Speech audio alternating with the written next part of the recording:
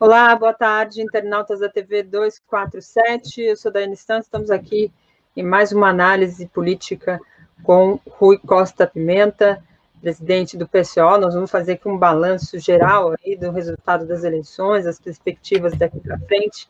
Rui, boa tarde, tudo bem? Boa tarde, tudo tranquilo, e você, hein? Tudo bem, tudo caminhando aqui também no ritmo, que eu imagino que vocês devem ter ficado aí também.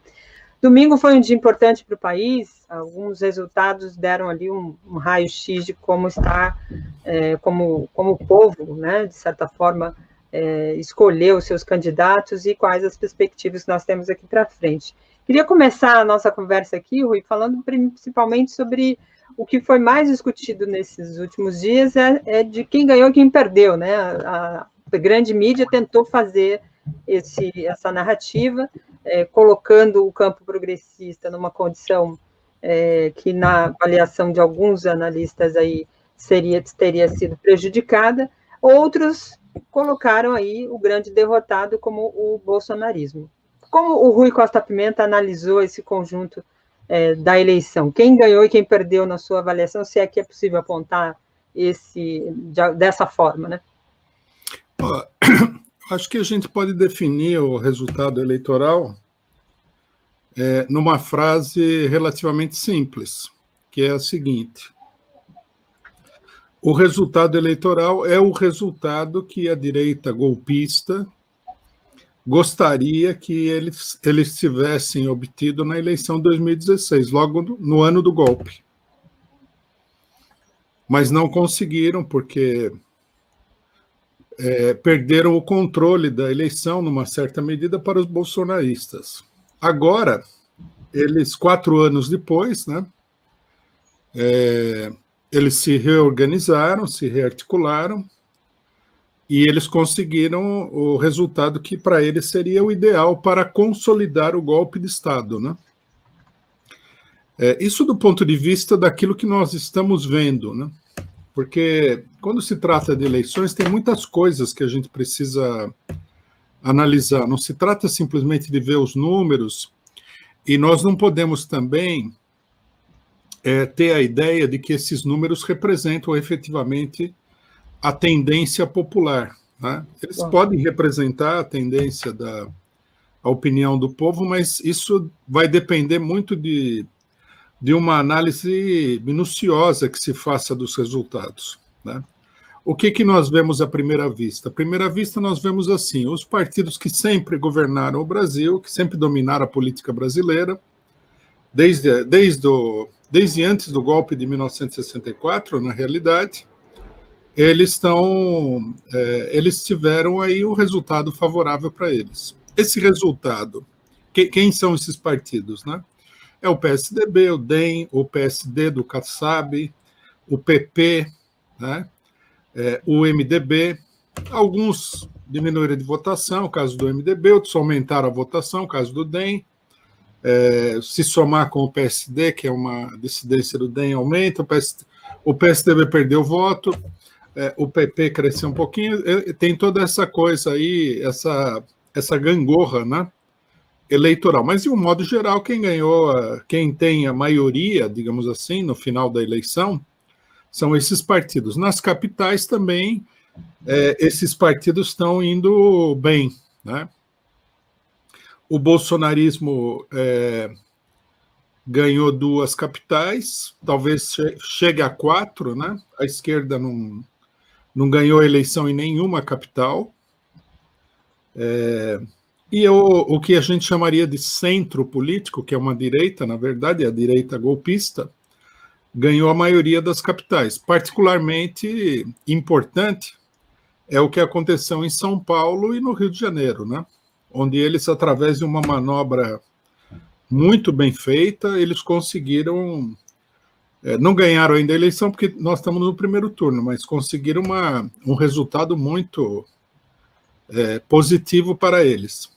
Agora, isso daí significa que a população, como a gente vê na imprensa burguesa, é até um pouquinho ridículo, né? Eles falam assim: não, o povo votou na política tradicional, votou nas pessoas conhecidas, parece uma farofada. Isso é tudo bobagem, né? não representa nenhuma tendência da população, porque a eleição foi muito, mas muito manipulada. Uhum. Quer dizer, para você saber o que a população estaria pensando, vamos dizer assim, né, metaforicamente, a partir dos números das eleições, você precisa fazer uma análise numérica aí muito profunda. Uma coisa que nós podemos ver é o seguinte, que se a esquerda não avançou em número de prefeitos, e não avançou, pelo contrário, retrocedeu, né? O PT caiu muito, o PSOL, que a própria direita fala que é a novidade da eleição, ganhou 4 prefeituras. Se a gente descontar que uma das prefeituras do PSOL foi ganha por um elemento de direita dentro do PSOL, então são 3, digamos assim. Quer dizer, nada, né? É inexpressivo do ponto de vista eleitoral. O PCdoB perdeu quase metade das prefeituras. Mas, em número de vereadores, a esquerda teve uma boa votação. Eu não tive tempo ainda de fazer uma análise detalhada de todos os números, que seria importante para entender bem a eleição. Né? A gente tem que computar a votação total com as prefeituras. A imprensa golpista, a imprensa burguesa, ela procura apresentar a eleição do ponto de vista das capitais, porque isso daí é uma jogada política deles, né? O que aconteceu nas capitais. Isso daí que seria o fundamental para determinar as tendências, etc, etc, etc. Mas isso daí, na realidade, não é assim, tem muita manobra. No final das contas, se a gente for ver a eleição, ganhou a eleição os que sempre ganham a eleição. Porque esse pessoal está ganhando essa eleição aí há quase milhares de anos, né? Desde a época do faraó, eles vêm ganhando essa eleição municipal, que é uma eleição despolitizada, altamente manipulada, mais ainda do que a eleição estadual e federal e tudo mais. Mas, digamos assim, para a burguesia, né, para a burguesia que deu o golpe de Estado, eles conseguiram, nessa eleição, o resultado que eles pretendiam na eleição de 2006, que foi o quê? Que ganhassem os partidos do bloco dominante, né, colocando a esquerda e a direita para escanteio, ou seja, numa posição minoritária, e, em segundo lugar, isolar o PT, que é o problema maior que eles têm para a eleição de 2022. Né? Eles já, inclusive, profetizaram, né? Tem que ter uma frente ampla anti-Bolsonaro dirigida pela direita. Me parece que eles estão avançando nesse terreno. O ganho mais importante, na minha opinião, é o ganho no que diz respeito à consciência de todo um setor de classe média de esquerda e de direita que decidiu apoiar os partidos golpistas. Né? A gente vê que o caso do Rio de Janeiro é muito chamativo. No caso do Rio de Janeiro, o pessoal está chamando voto no Paz, do DEM. É uma barbaridade isso daí. Né?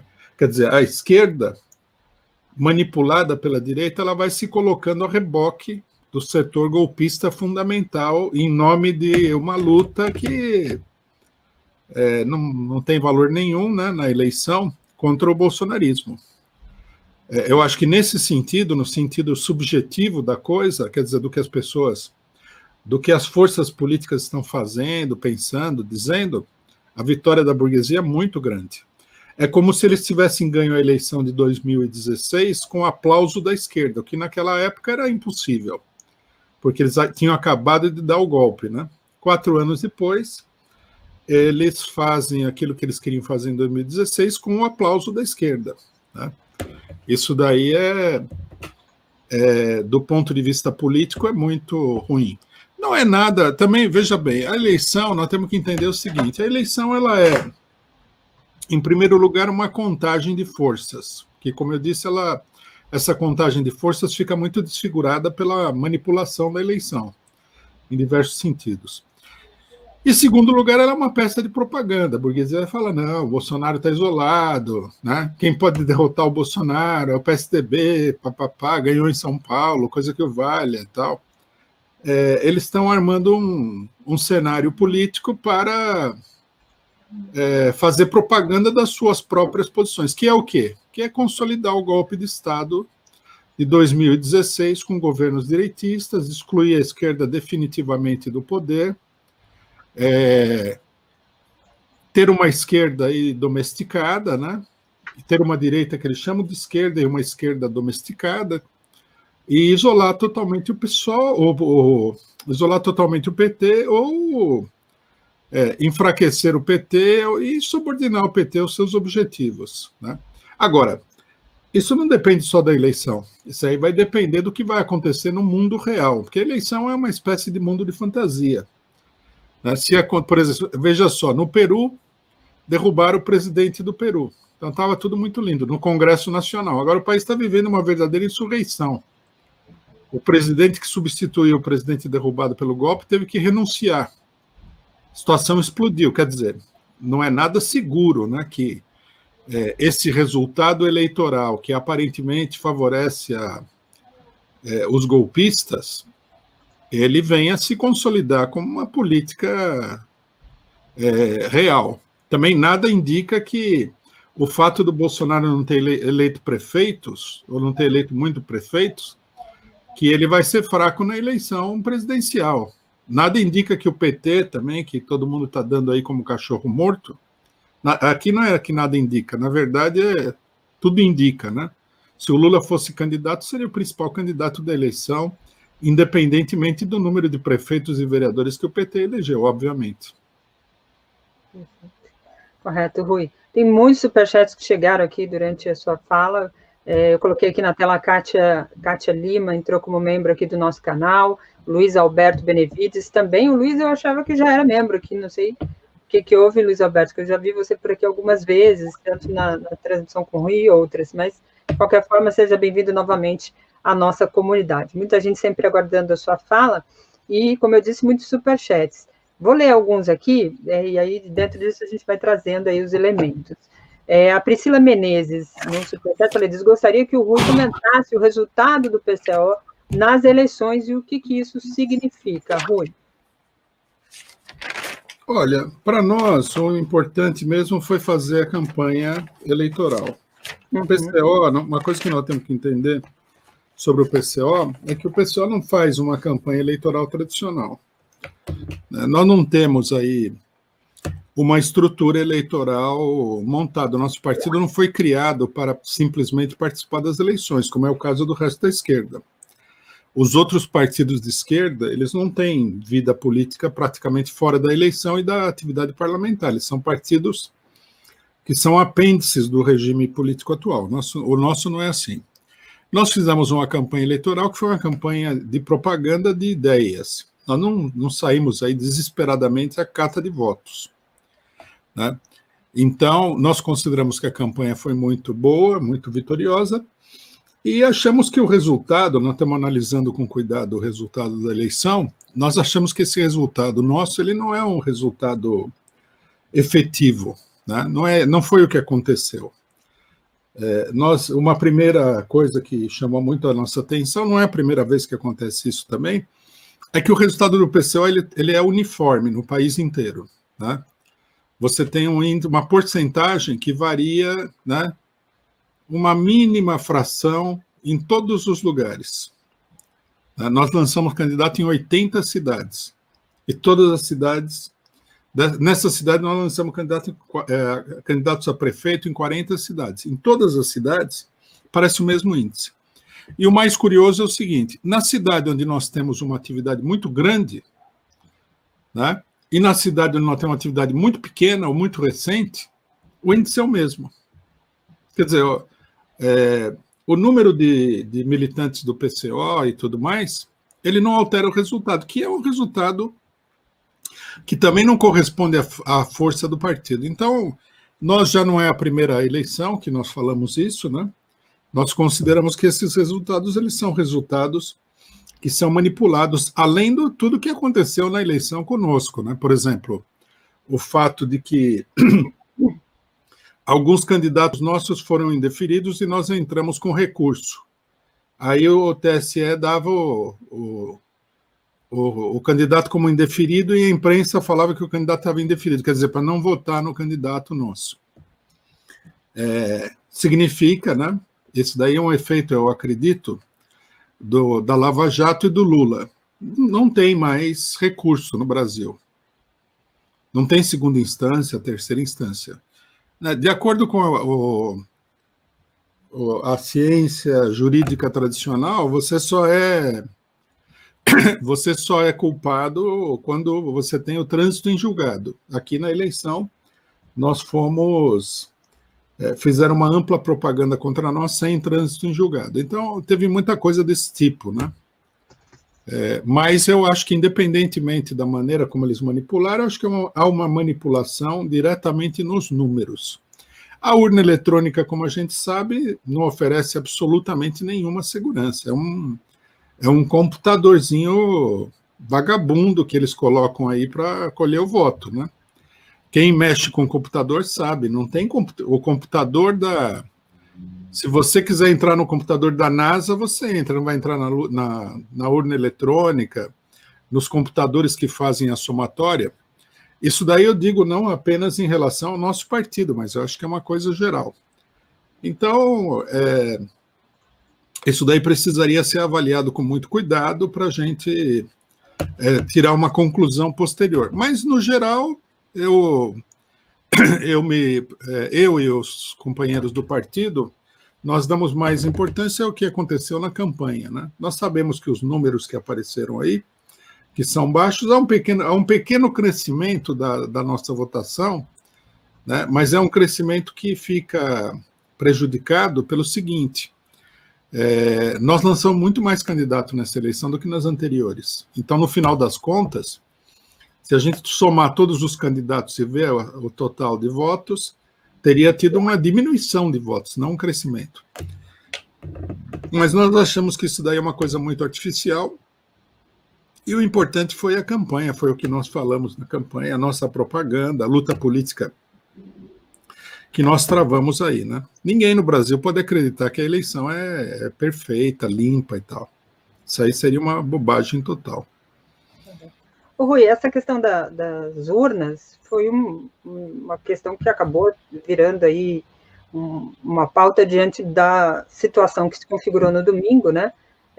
Justamente pela demora do resultado, do pronunciamento dos resultados, por conta de um problema apontado, segundo o TSE, eletrônico, uma falta ali de instalação de um equipamento. Essa foi a argumentação. A partir daí, o campo bolsonarista, que desde aí das eleições de 2018, aí, por parte do Bolsonaro, tem insuflado essa tese da fraude, isso criou um movimento ainda mais de desconfiança. Essa tentativa da extrema-direita de dizer que o sistema eleitoral é fraudulento vai de frente daquilo que você também está falando. Como é que a gente fica diante de um sistema como esse? A direita também está dizendo que ela está sendo vítima dessa fraude. Você também está apontando que existe essa fraude. Com base em que pontos vocês consideram que há essa fraude? Você disse que é a questão do computador, não é isso?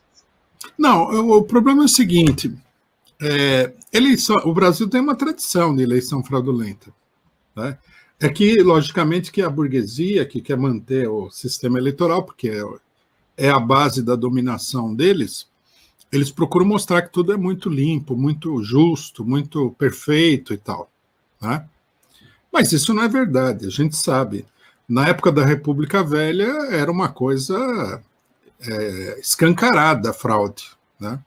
O sistema eleitoral depois da República Velha, eles trataram de disfarçar essa fraude, mas alguém acredita realmente que esse sistema eleitoral é um sistema eleitoral realmente honesto e justo? Não.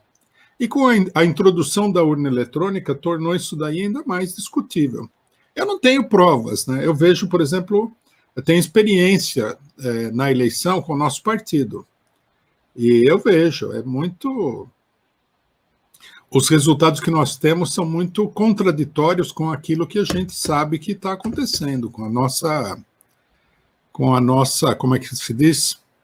Com a nossa atividade, com as nossas projeções. O resultado não bate né? Se o resultado bate, por exemplo, para um candidato majoritário aí, né? Não sei também se o pessoal faz pesquisa, procura ver o que está acontecendo. Se bate para eles, não bate para nós. E é mais fácil também fraudar um partido pequeno como o nosso, fraudar outros partidos de esquerda, do que fraudar grandes candidatos, né? Mas eu acho que o sistema não merece nenhuma credibilidade. O PSDB ganha eleição em São Paulo, eu não me lembro já. É difícil lembrar quem foi o último prefeito, governador, o último governador que não era do PSDB. Então, nós temos que acreditar que o PSDB em São Paulo tem uma popularidade imensa. Eu nunca vi isso daí. Eu moro em São Paulo, ando na rua, eu converso com as pessoas. Nunca vi ninguém falar, não, é o PSDB, grande partido e tal. Os funcionários públicos detestam o PSDB. Os trabalhadores detestam o PSDB. Todo mundo detesta o PSDB. Né? O PSDB na eleição nacional é detestado. Só em São Paulo que ele sempre está firme. Aí tem pessoas que criam um mito de que o paulistano é direitista e gosta do PSDB. Isso é uma bobagem. Isso aí não tem a menor sustentação. Então, precisaria ver direitinho. Aí eu acho que a primeira coisa que a gente tem que falar sobre a eleição é que é uma coisa muito manipulada. É simplesmente isso. A gente viu os resultados. Veja no Rio de Janeiro. O Crivella estava em terceiro o tempo todo. Aí foi para o segundo turno na frente de todo mundo. É uma manipulação ou não isso aí? É lógico que é. Sim. Mas você pode considerar que manipulação é diferente de fraude, né? Não, tudo bem. É diferente, manipulação e fraude. Mas se você manipula, por que você não vai fraudar também? Correto. Não é? Se você está disposto a ganhar através da manipulação, você só não vai fraudar se você não tiver condições de fraudar. A manipulação já é um indício de que nós estamos diante de uma eleição desonesta, né? O TSE exerce aí uma verdadeira ditadura sobre a eleição. Nenhum partido no Brasil fala nada disso daí, o que é uma coisa absurda. A eleição em si já é uma farsa, porque você tem uma eleição de 40 dias e o segundo turno de 2 semanas. Em 2 semanas, fala para mim, quem que conhece alguma coisa de eleição que acha que um candidato pode reverter a situação em 2 semanas? Para reverter a situação, por exemplo, eu vi eleições onde o PT conseguiu reverter a situação em mais de um mês de campanha eleitoral pela televisão. Tá? Eu vi isso daí. Lógico, sempre levando em consideração que tudo é muito manipulado. Agora, quem que vai? O segundo turno praticamente está acertado para dar o mesmo resultado que o primeiro, porque 2 semanas, como é que você vai mudar o eleitorado, essa coisa toda? É dificílimo. Então, quer dizer, já tem toda uma engrenagem para manipular, condicionar a eleição. Por que não haveria fraude? E os resultados são estranhos também, né? Os resultados também são estranhos. Você vê, por exemplo, na eleição passada, os bolsonaristas estouraram em todas as eleições. E agora perderam em todas as eleições, o que é? O povo descobriu que... veja essa mulher que era do Bolsonaro, a Joyce Hasselman, ela teve uma votação espetacular na última eleição. Nessa daqui ela teve uma votação ridícula. O que aconteceu? Ela perdeu o eleitorado. Como explicar esse tipo de coisa? O povo analisou bem a Joyce Hasselman. Analisou onde? Porque eu, que acompanho política, mal vejo a Joyce Hasselman por aí. Não sei se você viu alguma coisa da Joyce Hasselman que tivesse mudado a opinião do pessoal. Se votaram nela na eleição passada, volta. Pelo menos, se não votasse todo mundo agora, pelo menos votaria uma parte expressiva, mas a votação dela despencou em 2 anos, totalmente. Aí tem o Witzel, foi eleito lá com uma bárbara votação. Aí o Bolsonaro deu um golpezinho judiciário, tirou ele do governo, ninguém protestou. Quer dizer, ele não tinha voto. Tá? Tudo bem, a gente sabe que tem o voto de curral eleitoral, tem tudo isso daí, né? Mas mesmo assim, sem a fraude, você produzir resultados tão artificiais é complicado, né? A gente pode comparar a eleição brasileira com a eleição norte-americana. Nos Estados Unidos, o Trump falou em fraude. Ele não conseguiu demonstrar muita fraude, né? Embora ele tivesse uma causa importante, que era o voto pelo correio. Agora, nos Estados Unidos dá para perceber que a fraude, ela é uma, digamos assim, ela é uma espécie de acabamento da eleição. Você nota que a eleição está se desenvolvendo de acordo com uma determinada lógica. Aí, no final da eleição, algumas coisas estranhas acontecem, né? É um acabamento, não é a essência do problema. No Brasil, não. Você tem candidatos que são eleitos aí que você... Né? O caso do PSDB em São Paulo. Quem que vota nessa gente aí? Entendido. Vamos passar para um outro assunto, agora mais especificamente aí nesses segundos turnos aí em alguns estados.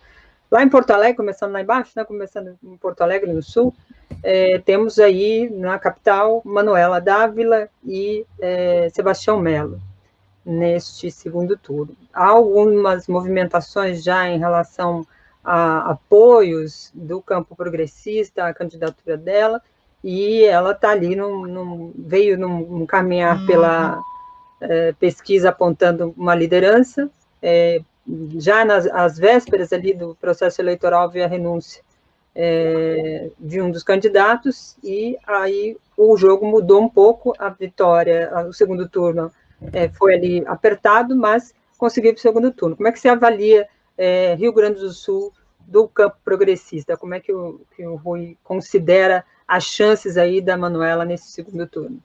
Bom, a princípio, é aquele negócio, né? A previsão na eleição é complicado. Sim. A chance dela é pequena, né? Quase todo mundo dá que é uma eleição perdida. Uhum. Agora, é o tal negócio. O pessoal acha muito importante e tal, você ganhar fulano, Beltrano. Eu acho que não. O que seria importante é que a eleição de um prefeito do PSDB, do PCdoB, numa capital, uma capital importante, né, como é Porto Alegre, permitiria a população e a esquerda entender melhor o que é o PSDB. Porque eles estão governando Maranhão, mas Maranhão, o centro do país, não vê direito o que está acontecendo no Maranhão, né?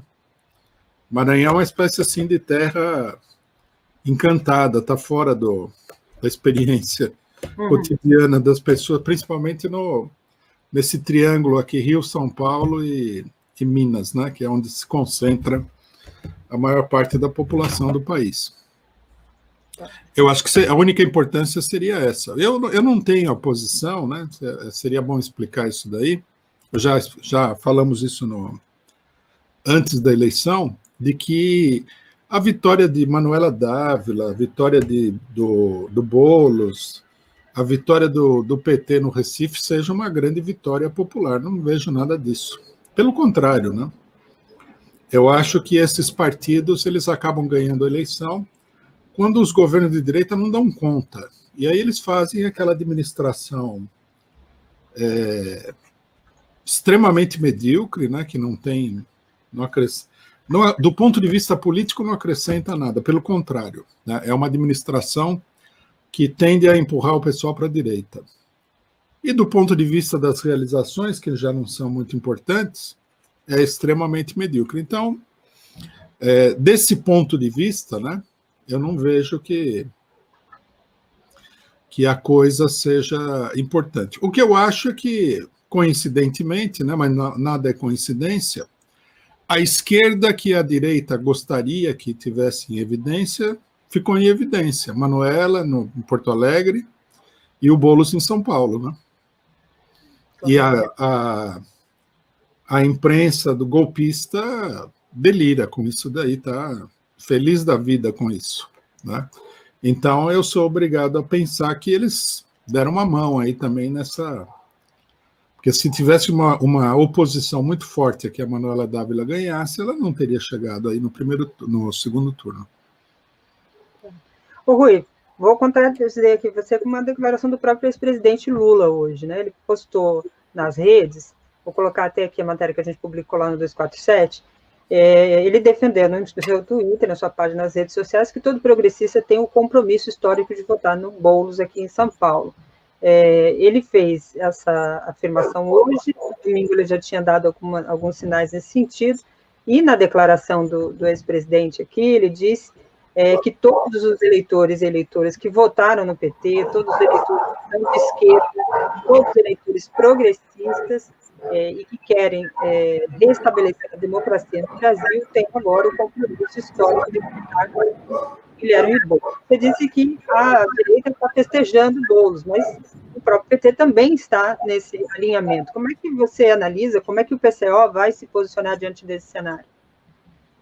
Bom, sobre o posicionamento do PCO, nós temos o hábito, né, de realizar uma conferência nacional para tomar a decisão, que vai ser nesse final de semana agora. Como não tem muito tempo, né?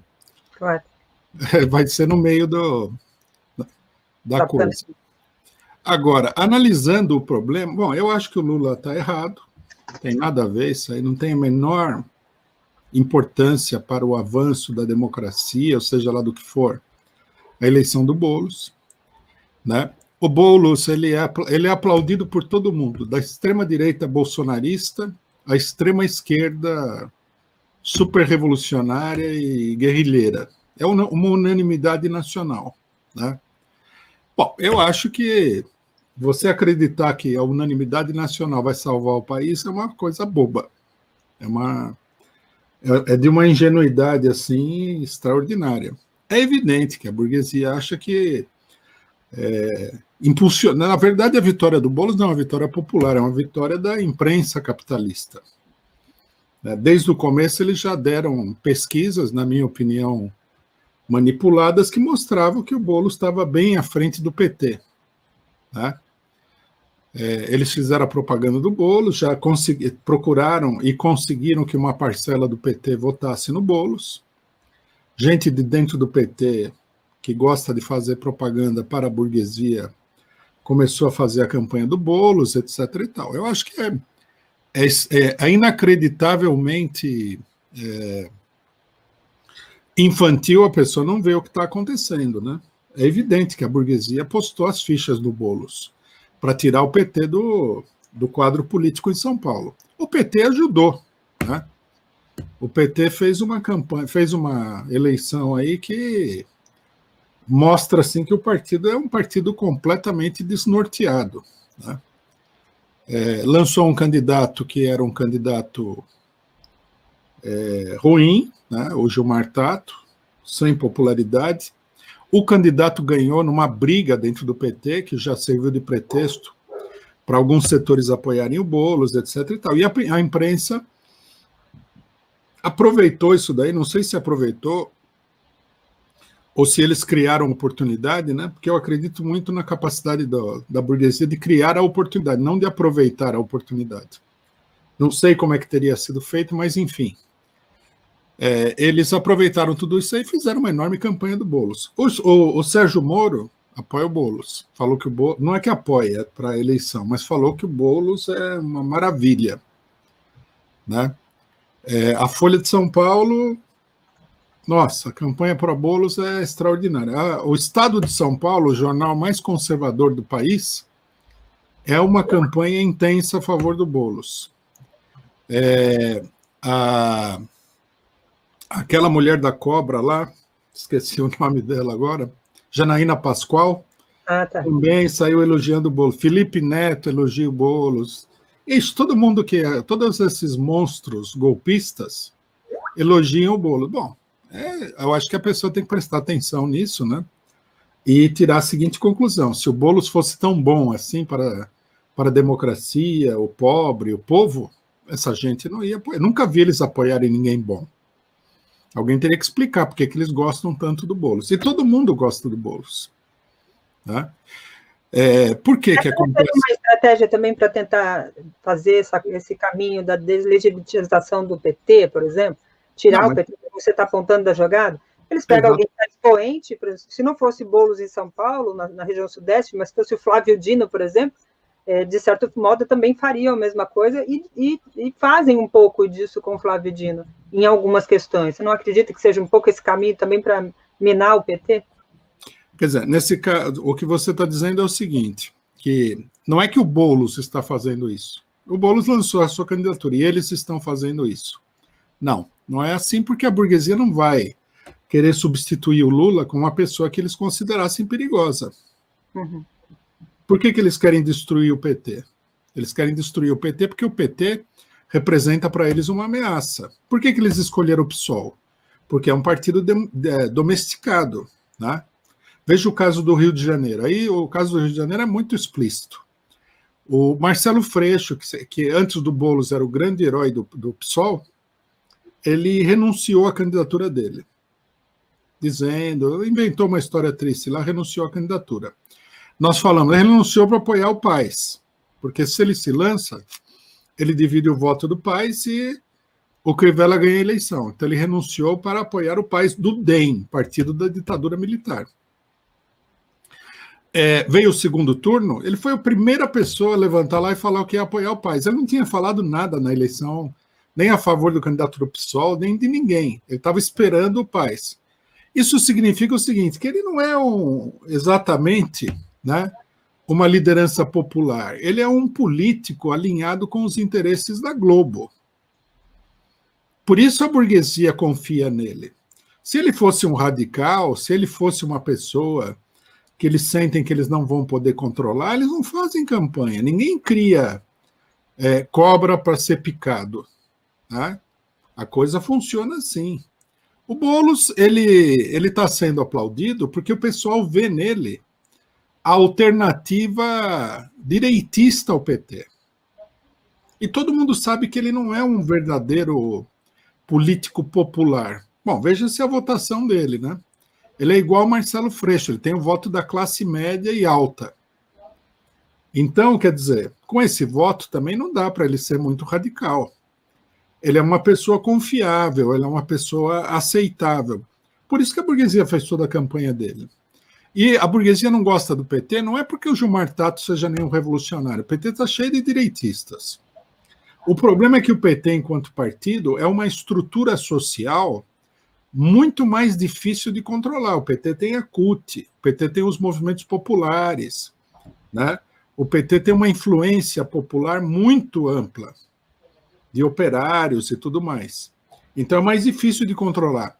Já o PSOL é um partido gasoso. Você pega lá, é um político, Marcelo Freixo. Ele tem um eleitorado de classe média ali, do Leblon, Ipanema, etc. e tal. É fácil dele ser controlado pela Globo. Então, quer dizer, nós não podemos acreditar que a burguesia está dando um ponto sem nó. Esse seria um erro político. A burguesia está dando ponto com nó. Né? Eles levantaram o Boulos porque agora que o Boulos foi para o segundo turno, né, isso aí não estava muito claro antes da eleição, fica claro que o Boulos vai cumprir um papel importante na eleição presidencial de 2022, contra o PT e o Lula. É para isso que está sendo feito o negócio. Nós temos que entender que esse negócio de a pessoa falar que é de esquerda não tem importância. Você tem que ver quais são as relações sociais que ela tem. O Boulos é um político que tem relações aqui em São Paulo com setores da direita, da burguesia e tal, apoiou o golpe. Quer dizer, não é de agora que eles descobriram que o Boulos é uma pessoa confiável. A Folha de São Paulo deu a ele uma coluna no meio do golpe de Estado, quando a campanha da burguesia era uma campanha intensa. Todo mundo sabe como é que funciona um jornal. Você está aí, né, numa campanha para derrubar um governo. Aí você pega uma pessoa de esquerda e põe lá para falar contra você? Não, você não faz isso daí. Colocaram o Boulos lá para falar a favor do golpe, que foi o que ele fez o tempo todo. Né? O Boulos é um instrumento que o pessoal viu que é útil, né? E eles têm ligação com ele. Veja que a mesma turma que no Rio de Janeiro apoiou o Freixo, o Caetano Veloso, a mulher dele, outros setores do PSOL, todos ligados à Globo, apoiou também o Boulos. Né? Antes da eleição, o Caetano Veloso aí promoveu uma farsa falando que tinha lido Lossurdo e não era tão mais liberal, etc. e tal, para colocar em evidência esse rapaz aí, o Jones Manuel, que fez campanha contra o PT e a favor do PSOL em tudo quanto é lugar. Ele defendeu até Marta Rocha, no Rio de Janeiro, contra o PT. Então, eu não sei como é que o pessoal vê a coisa, mas na política existe uma coisa que chama-se articulação, que chama... não é assim, tem aí o Boulos, vão apoiar ele porque ele é diferente do PT. Nunca iriam apoiar um candidato que fosse verdadeiramente esquerdista. Isso aí não tem cabimento. Porque eles vão levantar a bola do candidato que é esquerdista, depois vai se voltar contra eles. Para que fazer isso daí? Arruma uma pessoa mais confiável, não é? Faz campanha. Eles não arrumaram o Collor naquela época, tiraram o Collor do fundo do baú político e transformaram ele em presidente. Fizesse a mesma coisa aqui. Eles fizeram com o Boulos. O Boulos é o Collor da burguesia paulista. Um Collor de segunda linha, né? Porque eles não querem, evidentemente, aparentemente não querem que ele seja prefeito, né? Se ele for prefeito, aí precisa fazer uma reconsideração dessa avaliação de uma maneira mais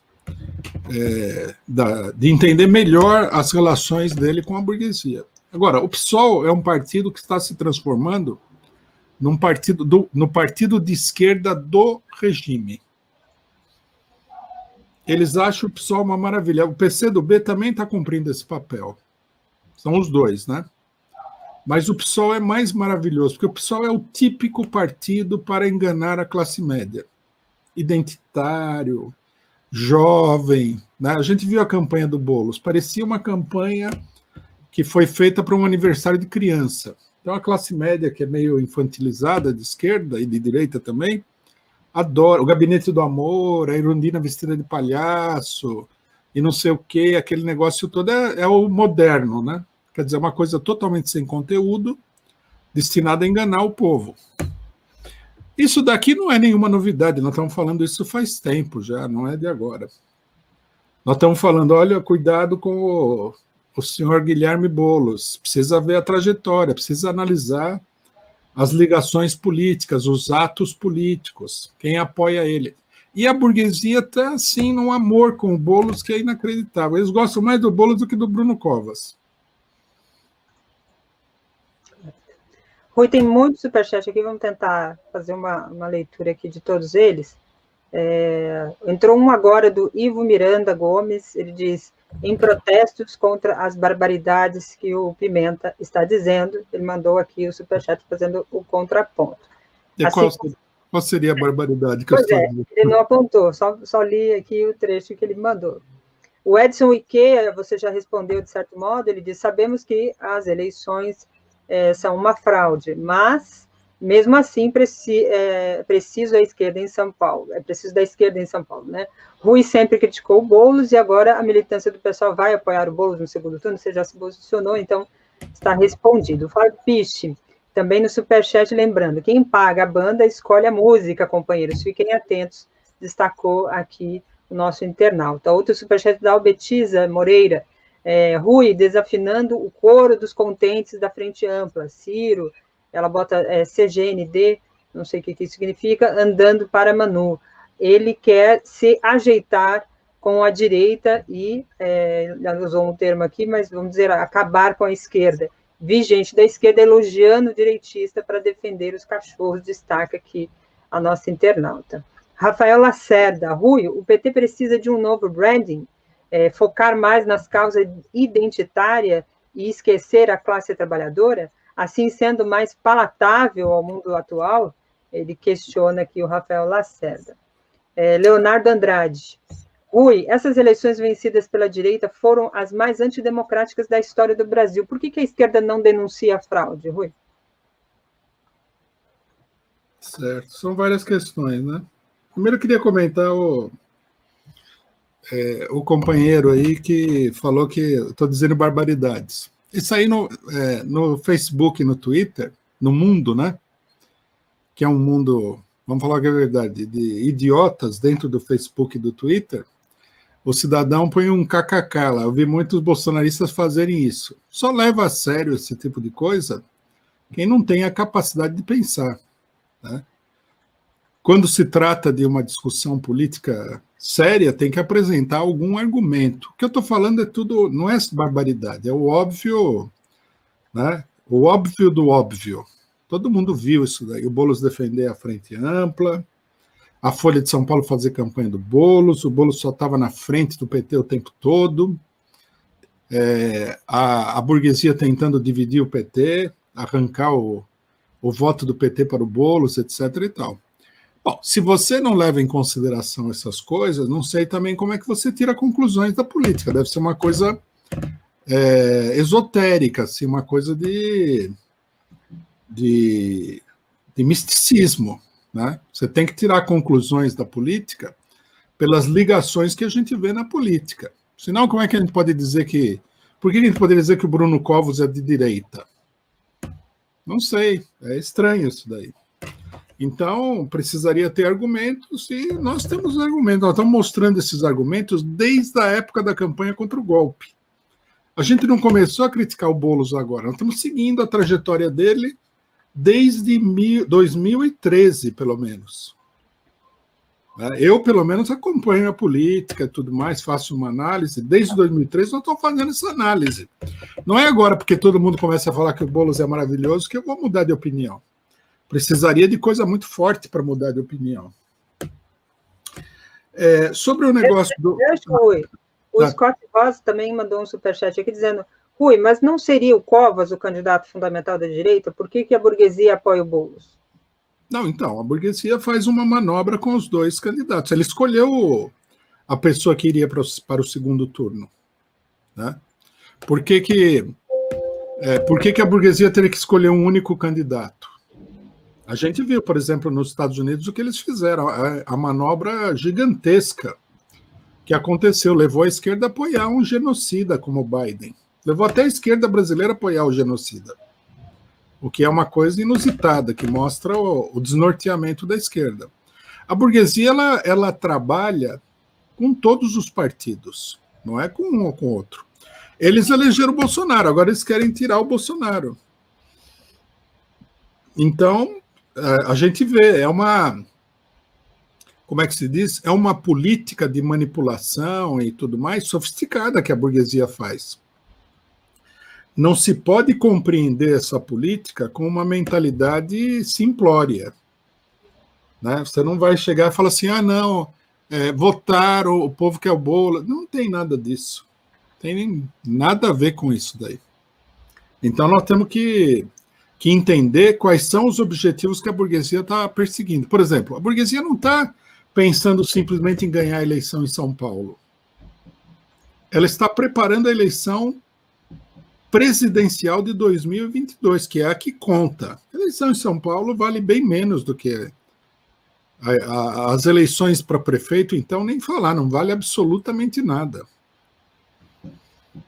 Por exemplo, o fato de que os candidatos de esquerda que conseguiram algum resultado aí, são todos eles candidatos para isolar o PT, não é casual. A burguesia trabalhou isso. Ou então não estamos fazendo política séria, é uma política assim, de ver a aparência e repetir aquilo que a imprensa capitalista fala. Não há análise nenhuma. A burguesia, ela procura, né, na eleição e fora da eleição, ela procura dirigir as coisas para um determinado sentido, e ela é muito poderosa. Ela tem toda a grande imprensa na mão. Por exemplo, nós aqui no 247, nós podemos nos esgoelar aí que a gente não muda a opinião do povo. Já entra um jornal Globo aí, é uma devastação, é muito poder. Depois eles têm muito dinheiro, eles têm controle do eleitorado, eles têm uma máquina muito poderosa. Se nós não levarmos em consideração isso, nós estamos fazendo uma análise muito ingênua. Bom, sobre essa questão do PT mudar de cor, aqui tem uma coisa interessante, né, que a gente precisaria desenvolver. Qual foi exatamente a manobra da burguesia com o Boulos?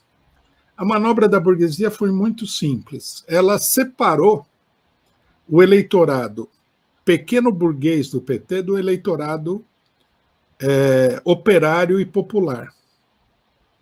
Vocês podem ver que a burguesia conseguiu que o eleitorado pequeno burguês do PT se dirigisse todo para o Boulos, que era o que eles tinham condições de fazer efetivamente. O Boulos foi muito útil porque ele é um candidato muito pequeno burguês mesmo. Ele tem um perfil assim de candidato super pequeno burguês. Então, uma parte do PT pequeno burguês, uma parte expressiva, bandeou para ele, o que permitiu que ele fosse para o segundo turno. Se não houvesse Boulos, não houvesse a burguesia, e principalmente se o PT não fosse um partido também extremamente frouxo e não desse, incapaz de dar o combate, denunciar o que está acontecendo, essa manobra não daria certo. O PT iria para o segundo turno. Não faz sentido, né, que tenha ido para o segundo turno o PSOL e não o PT. O PT é um partido que está sempre numa posição privilegiada em São Paulo. Agora, essa operação, né, de separar os operários e a classe média dentro do eleitorado petista, ela vai ser usada para mostrar que o PT está... Vai ser usada não, já está em todos os jornais, né? O PT é decadente, é velho, é falido, papapá, precisa de sangue novo. A própria direita falando isso, né? A direita escolhe quem que é a esquerda boa no Brasil, né? O problema do PT é muito simples. O PT não consegue, né, mobilizar a sua base social primordial, que são os trabalhadores. Uma coisa que a maioria dos integrantes do PT não entende é que o PT só teve eleitorado de classe média porque ele tinha um eleitorado proletário e popular. Isso daí que atraiu uma parte da classe média. Não adianta fazer gabinete do amor. Você precisa ter algo mais do que isso daí. Isso é só uma aparência.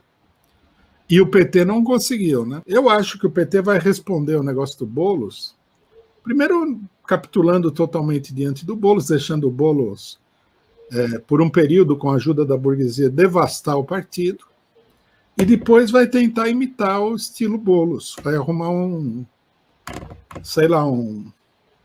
garotão aí sorridente, que vai falar que o negócio dele é mulheres e negros e homossexuais, etc. e tal, que é o pega-trouxa da pequena burguesia. Foi o que o Biden usou, né? O Biden se elegeu com o mesmíssimo esquema. É um esquema onde a classe média ela se sobrepõe ao eleitorado popular.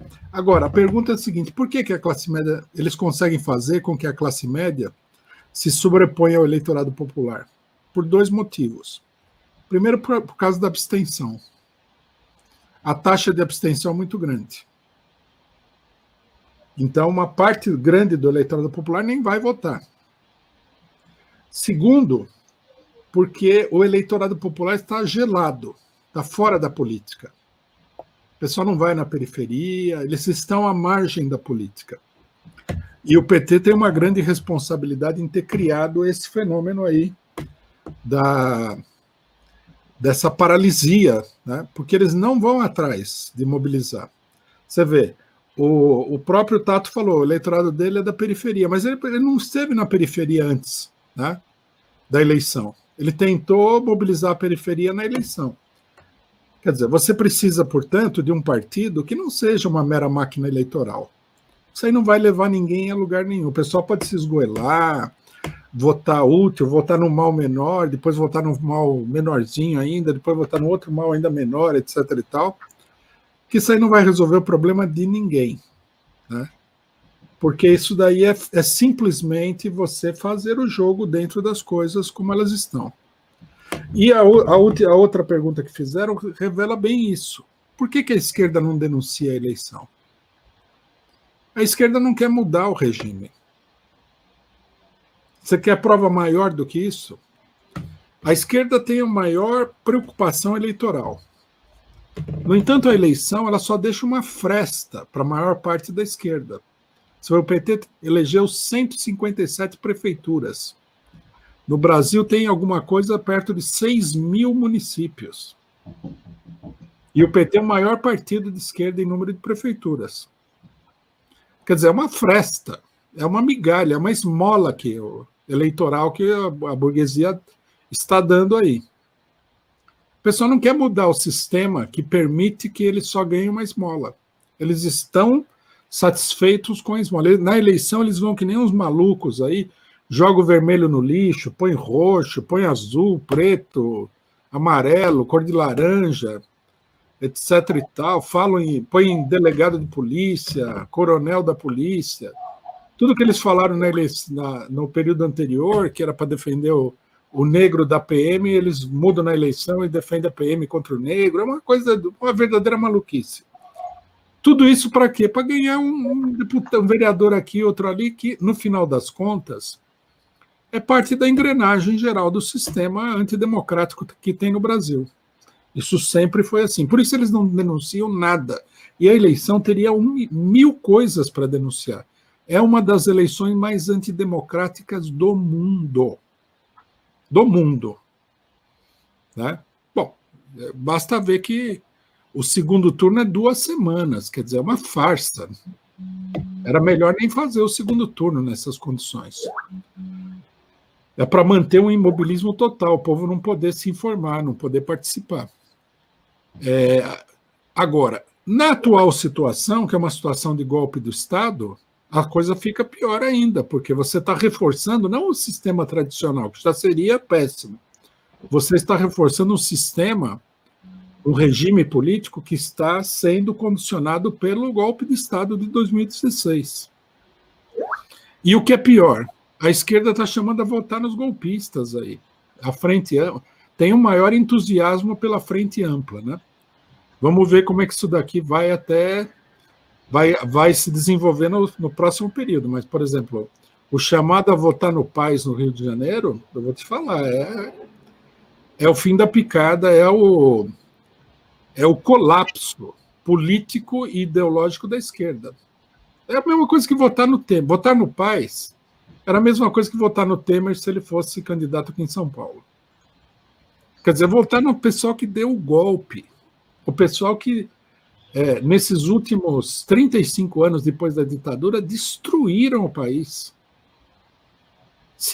Inclusive, eu colocaria, era para todo mundo que acha que tem que votar no Boulos em São Paulo, eu colocaria a seguinte questão, né, que é humorística. Se é para votar no PAS no Rio de Janeiro, por que não votar no Covas em São Paulo? O PAS está à direita, inclusive, do Covas, ele é do DEM. O Covas é do PSDB. Qual que é o sentido de fazer toda uma campanha pelo Boulos? Aí alguém vai falar, não, o pessoal vai falar, é a luta contra o fascismo. Mas se é a luta contra o fascismo, se o PAS luta contra o fascismo, que eu considero assim uma coisa surrealista isso daí, então o Covas também luta contra o fascismo. E o Covas tem muito mais poder de fogo do que o Boulos. Então o pessoal que acha que tem essa política totalmente louca, incoerente, maluca, deveria repensar e votar útil no Covas contra o Boulos aqui em São Paulo, que é para deixar o quadro de loucura política totalmente acabado. Ô, Rui, a Ana Maria engata esse gancho que você puxou e diz, Rui, é o que temos, sugere voto nulo, Covas, Melo, no caso lá, Sebastião Melo, no Rio Grande do Sul, ou então é voto nulo? Como é que você se posiciona diante disso? A minha posição pessoal, que não é ainda, né, espero que seja, a posição do meu partido é votar nulo. Eu acho que um partido que almeja mudar a situação do país não pode sair votando em qualquer pessoa. Você tem que fazer uma campanha sólida para que a classe trabalhadora seja independente da burguesia. Isso é fundamental.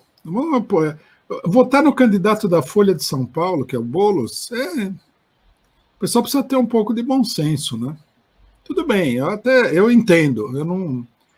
Eu não sou uma pessoa assim que não consegue se colocar no lugar das outras pessoas. A pessoa que não está acompanhando a coisa, não tem uma análise política acabada, vê o Boulos lá com aquelas babaquices dele, aquelas infantilidades dele, e fala, nossa, esse é um candidato de esquerda, o outro é um candidato de direita, tudo bem, mas está sendo manipulado. Enquanto o pessoal chama a votar no Boulos, em São Paulo, que eu vi algumas pessoas falando assim, o Covas é o candidato neoliberal, que é verdade, é uma monstruosidade o Covas. Mas e o Paes? O Paes o que é? Socialista? Quer dizer, no Rio de Janeiro vota no Paes. Aqui eu voto outro no... Isso é tudo bobagem. Mas aí é melhor votar no Lula, então, mesmo tendo Crivella do outro lado. Não. Porque não tem menos pior não vale. Não vale. Isso aí é uma discussão que precisa ser muito bem feita. A política do menos pior, ela conduz você a ficar a reboque do pior. Nunca dá resultado em lugar nenhum. Toda eleição é a mesma coisa, vota no menos pior. E o menos pior, em geral, é apenas uma fantasia. Por exemplo, quem que pode dizer em sã consciência, alguém que conheça bem do assunto, que o Biden é menos pior do que o Trump? Não dá para dizer isso aí. É impossível. Ele pelo menos não nega a ciência, vai. Não, ele nega assim, é uma aparência. Não, Daiane, é uma aparência isso daí. Na hora da eleição, a imprensa esconde toda a loucura do Biden, tudo, e ele parece assim, ó, a melhor pessoa do mundo. Ele não vai fazer nada diferente. Inclusive, eu li uma matéria de uma pessoa, uma matéria na imprensa de esquerda norte-americana, que inclusive apoiou o Biden, que o cidadão falava assim, se a esquerda não fizer nada, o Biden não vai fazer nada em relação à pandemia. É uma aparência. Isso de que, por exemplo, o Bruno Covas ou o Dória, eles são mais eficientes contra a pandemia do que o Bolsonaro, é uma aparência, não é verdade. Eles não fizeram nada. Agora, mesmo que em uma outra questão fosse verdade, nós temos que ver se a eleição é simplesmente você pegar qualquer porcaria e colocar lá, porque tem uma porcaria ainda pior do que aquela. Se é isso daí, é uma política sem rumo. Vai passar a vida assim? Porque a burguesia sempre vai apresentar essas alternativas. E no final das contas você vota no pior. Você não vota naquele que é o menos pior. É meio difícil de explicar em um minuto, mas claro. Funciona. Hoje teve muito superchat, não consegui ler todos aqui, até porque tinham muitas perguntas, indagações, e levando isso a você com o conteúdo que você trouxe, as complexidades todas, como você bem diz, não dava para responder em um minuto. Então, eu separei todas as perguntas aqui, vou deixar para o próximo programa, a gente abre o próximo programa, quem for fazer o programa eu já indico, para abrir com essas perguntas, que são indagações importantes, que fazem aqui o contraponto, alguns reforçam aquilo que você falou durante o programa, outros acrescentam outros pontos, então é importante fazer toda essa análise. Tem muita gente dizendo para deixar o homem falar, né, se referindo a você, cadê aqui era o internauta sem focinho, o cachorro sem focinho? Falei o tempo todo, coitado.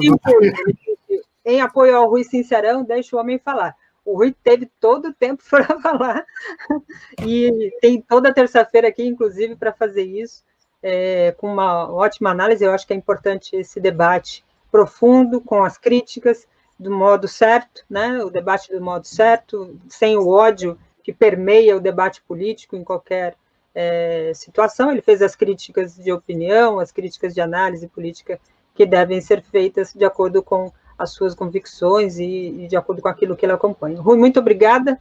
Boa semana aí para você. Igualmente. Acho boa a sua proposta de deixar as perguntas aí. Isso, são muitas, teve muitas perguntas mesmo. Eu agradeço a participação de todos por aqui.